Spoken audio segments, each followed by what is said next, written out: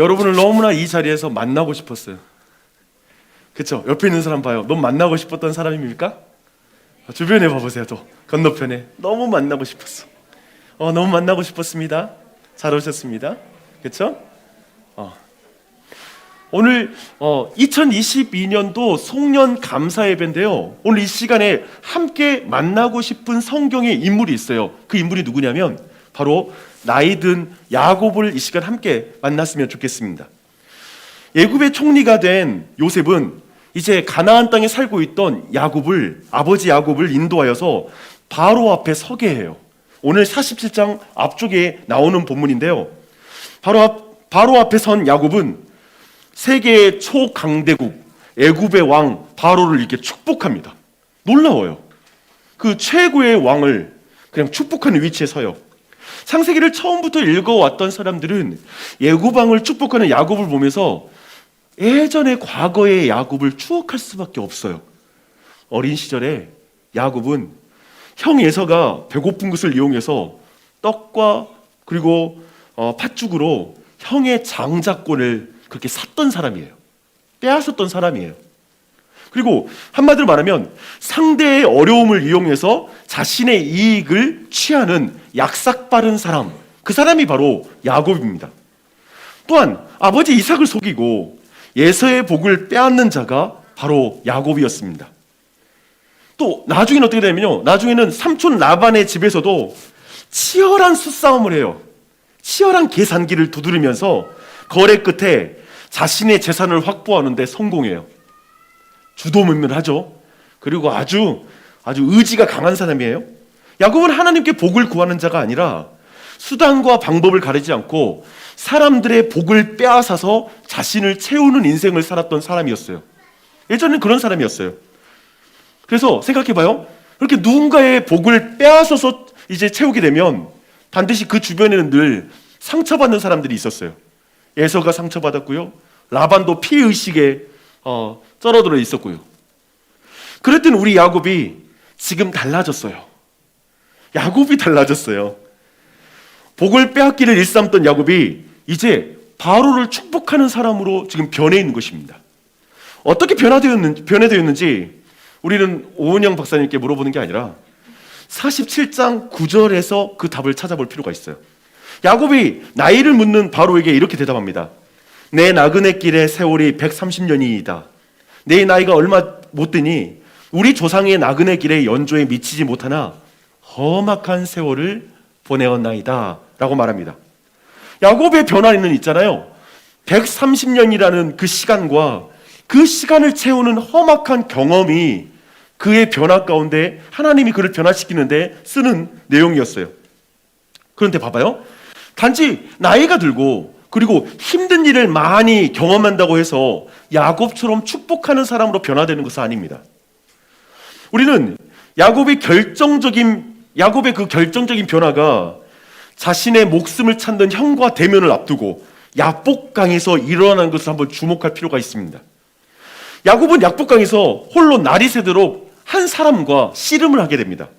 사실상 이 씨름에서 야곱은 패해요.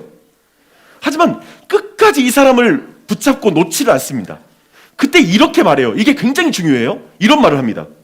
당신이 내게 축복하지 아니하면 가게 하지 아니하겠나이다 라고 이렇게 말을 합니다. 야곱이 이제까지 어떻게 살았죠? 자기 힘으로 복을 쟁취하는 삶에서 이제 하나님께 복을 구하는 삶으로 변화가 된 거예요. 하나님을 의지하게 된 거예요. 자신의 한계를 인정하고 하나님을 의지하기 시작한 거예요. 복이 하나님으로부터 온다는 사실을 믿고 하나님께 복을 구하는 자가 된 후에, 즉 하나님께 복을 받는 자가 된 후에 야곱은 이제 누군가와 경쟁하며 누군가의 복을 빼앗아야 내가 복 받을 수 있다는 생각을 안 해요. 난 하나님께 복을 받을 거야 라고 생각하기 때문에 옆에 있는 사람을 이제 더 이상 경쟁자로 생각하지 않는 거예요.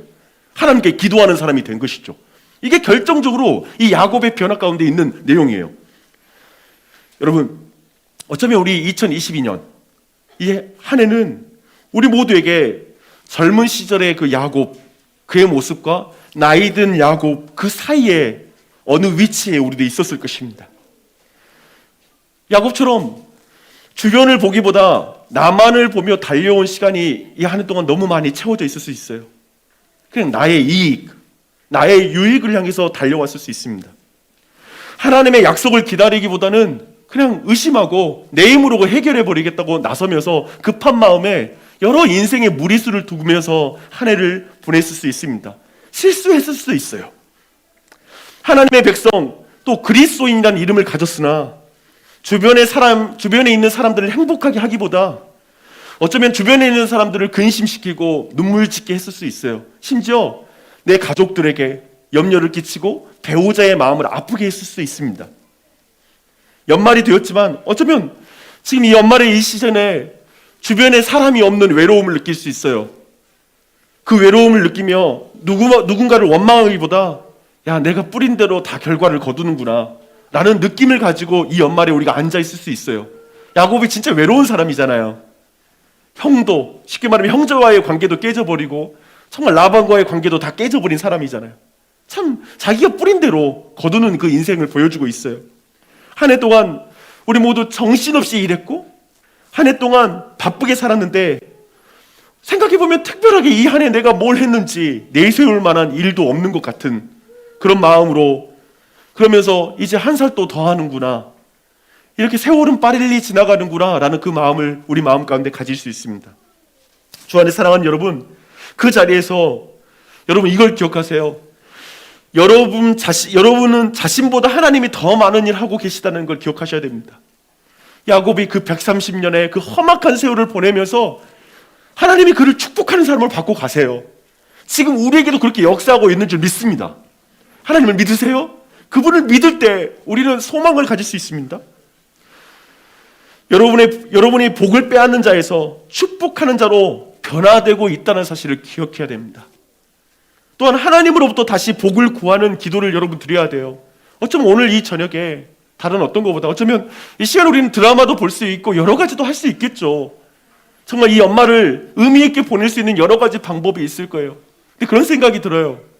결정적으로 정말 누군가의 축복을 빼앗는 자에서 축복하는 자로 변화되는 가운데 그 야곱이 기도하는 그 자리, 하나님께 복을 구하는 그 중심이 있었다면 사실 이 연말에 우리 마음에 가장 먼저 정말 점검해야 될 건 뭐냐면, 내가 이 한 해를 볼 때 모든 게 당연한 게 아니라 하나님의 은혜였고 내가 이 하나님께 내가 그걸 감사할 수 있는 사람이 되는 거, 그리고 다시 하나님께 기도하는 마음을 얻는 거.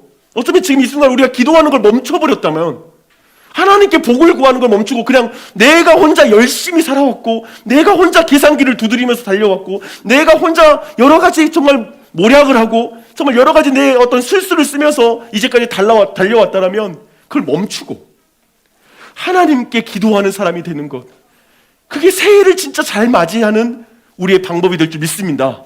아멘. 그렇게 나아갔으면 좋겠어요. 한 단락을 더 볼게요. 창세기는 이제 아들 요셉의 역사를 야곱에게 포함시켜요. 그래서 여러분 기억하시죠? 아브라함의 하나님, 이삭의 하나님, 야곱의 하나님. 근데 요셉 이야기가 굉장히 길잖아요. 근데 그 요셉 이야기는 사실상 야곱에게 들어가는 이야기가 됩니다. 그런데 그런 의미에서 야곱은 바로를 축복할 뿐만 아니라 그 땅의 사람과 경쟁해서 그들의 땅을 착취하는 자가 아니라 이제 그 땅을 구원하는 통로가 돼요. 이제 그 이후 바로를 축복한 이후에 이제 13절로 22절의 내용인데요, 오랜 기근 속에서 그 땅 백성의 생명을 구원하는 사람이 됩니다. 그렇게 야곱이 애굽에 거주한 지 이제 17년의 세월이 지났습니다. 이제 이스라엘 족속은 비옥한 고센 땅에 거주하면서 생업을 얻었고요, 생육하여 번성했다라고 말하고 있습니다. 한마디로 이주한 땅에서 부동산 자산이 굉장히 많아졌고요, 그리고 안정적인 직업에 소유도 많아졌을 뿐만 아니라 사람 자손들도 굉장히 많아지게 된 거예요. 이 모든 것을 바라보는 야곱의 마음은 어땠을까요, 여러분? 모든 게 잘 되고 있잖아요. 너무 행복하잖아요. 저희 어머니가 저희 명절이면 우리 손주들과 자식들 다 모이잖아요. 그래서 함께 식사하는 자리에서 꼭 하는 말이 있어요. 이런 말 하십니다. 야, 손주들과 너희들을 보면 내가 밥을 먹지 않아도 배부르다, 이런 표현을 합니다. 내가 밥을 안 먹어도 너희만 봐도 배부르다. 어떤가요? 이해할 수 있는 말이죠, 그렇죠? 그런데 이상하게 오늘 말씀 보면 있잖아요, 야곱은 배가 부르지가 않습니다. 야곱은 뭔가 지금 배고파해요.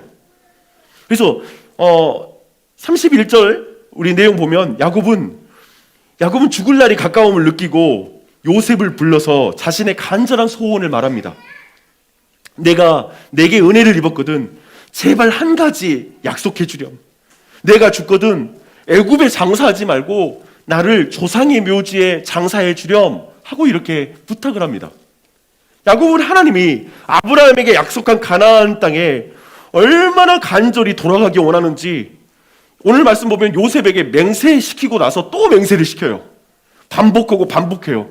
꼭 나를 여기서 묻으면 안 돼. 날 가나안 땅에 묻어줘야 돼 라고 이렇게 말하고 있습니다. 여러분 지금 이 의미가 무엇인지를 여러분 주목해야 돼요. 여러분 하나님 말씀 듣고 계시죠? 여러분 정신 차리고 들으세요.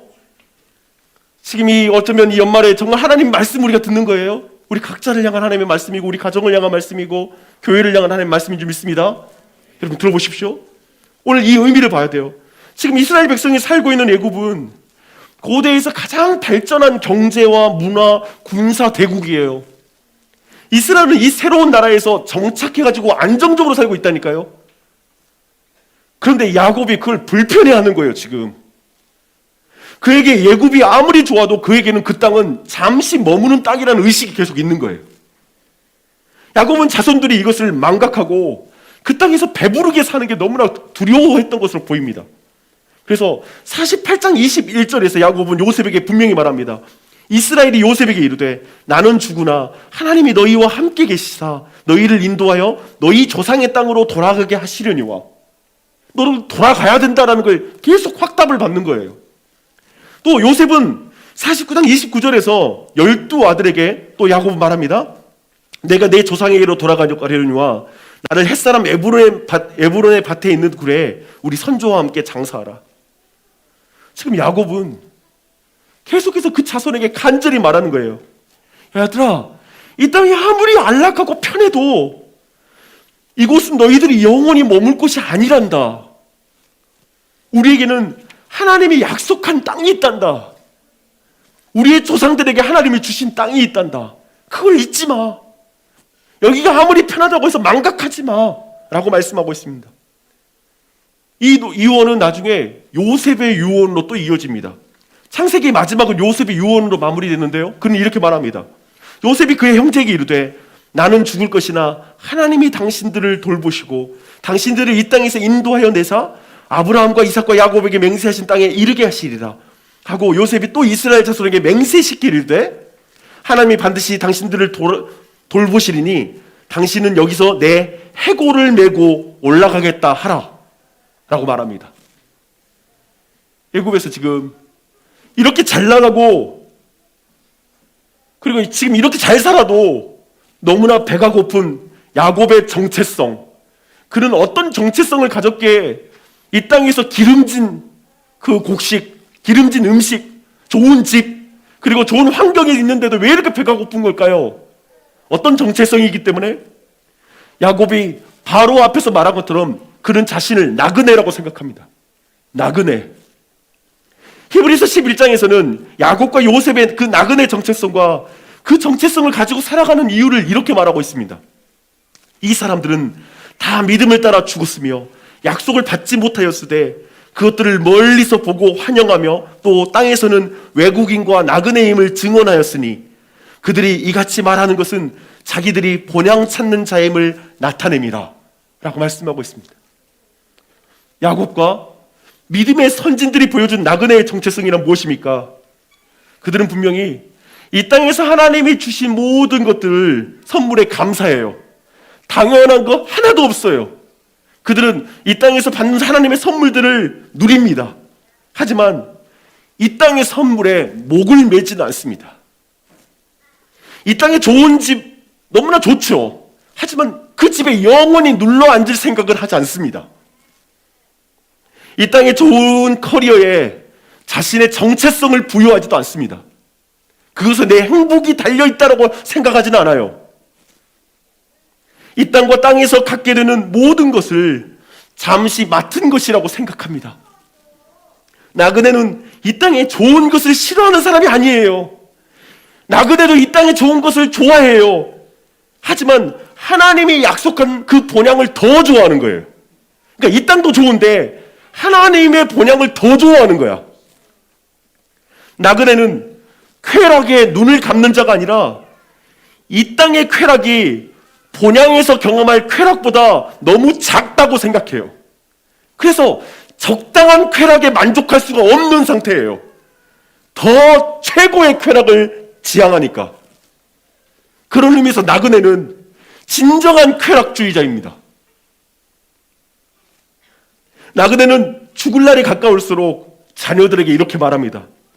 이 땅은 잠시 머무는 곳이야. 우리에게는 본향이 있어. 자녀들에게 이 땅의 좋은 선물을 나그네들도 줍니다. 좋은 학원, 그리고 최대한 아이들에게 좋게 여러 가지 교육 환경을 제공합니다. 하지만 그 선물만 주지는 않습니다. 나그네 부모 야곱과 요셉은 자손들에게 이렇게 말합니다. 내가 죽어도 하나님이 반드시 당신들을 돌보실 것입니다.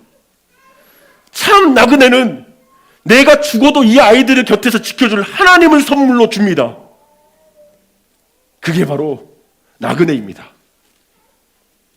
주 안에 사랑하는 여러분, 2022년이 저물고 있습니다. 우리도 야고처럼 나이가 들고 있어요. 그쵸? 점점 나이가 들고 있어요. 어떤 의미에서 보니까 저도 나이가 들면서 어떤 의미에서 우리가 사는 집의 평수가 옛날보다 더 넓어지셨죠, 그쵸? 대부분 더 넓어졌어요.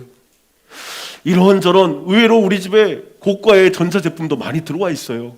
옛날보다 더. 저는 자동차도 옛날보다 더 좋고 크고 안전한 자동차를 여러분 대부분이 타고 다닐 거라고 생각합니다. 여러분 잘 누리세요. 당연한 게 하나도 없더라고요. 감사하세요. 아마도 우리가 나이가 들면 어쩌면 우리는 또 나이가 되었기 때문에 각자의 지위가 좀 더 높아질 수 있을 것입니다. 아이들도 더 건강하고 장성하게 자라기를 바랍니다. 그런데 저는 여러분이 여전히 배가 고팠으면 좋겠습니다. 여전히 여러분이 배가 고팠으면 좋겠습니다. 내가 치열하게 노력한 것보다 지금 이 순간 하나님이 제게 복을 주셨습니다. 하나님이 복을 주지 않으면 내 모든 수고는 헛됩니다. 라고 말했던 야복강이 여러분에게 있었으면 좋겠습니다. 야복강 없이 좋은 집 살고 정말 여러 가지에서 한 해 참 좋았다 라고 하는 어떤 인생을 그냥 돌아보는 수준이 아니었으면 좋겠어요. 하나님이 모든 것의 근원이었고 하나님이 주신 선물이라는 것을 우리 안에 믿음으로 바라보았으면 좋겠습니다. 그래서 오늘 하나님께 복을 받았다고 그 은혜를 찬양하는 여러분이 되기를 바랍니다. 그래서 당신이 누구보다 더 복받았다는 것을 자랑하는 것이 아니라 누군가와 경쟁해서 내가 그 사람보다 뛰어나졌다, 옛날에 나보다 앞선 애들 이제 내가 더 앞서게 됐다라고 말하는 것이 복이 아니라 세상에 가장 많이 가진 자도 축복할 수 있는 사람이 됐으면 좋겠어요. 바로를 축복한다니까요, 야곱이. 왜냐면 그 게임에서 안 놀아나는 거예요. 누가 많이 가졌느냐로 복을 계산한다면 야곱은 바로를 축복할 수 없죠. 아니 그게 아니에요. 하나님을 믿죠. 영생을 가진 자이죠. 영생을 가진 자가 줄 수 있는 복이 있죠. 저는 여러분이 그런 담력과 그런 은혜를 받은 자라고 이 시간 믿고 기뻐했으면 좋겠습니다. 또한 나그네로서 집에 잔뜩 쌓아놓은 것, 그리고 여러분이 준비하고 있는 것을 향해 이렇게 선포했으면 좋겠어요. 너는 내가 잠시 맡고 있는 거야. 나는 너로 인해서 완전히 안전할 수도 없고 나는 너로 인해서 완전히 만족하진 않을 거야. 그런데 나는 너로 인해서 하나님께 감사할 거야. 그리고 하나님만이 나의 안전이고 하나님만이 나의 만족이야. 이렇게 말했으면 좋겠어요. 그런 은혜가 우리 모두에게 넘쳐나기를 축원합니다.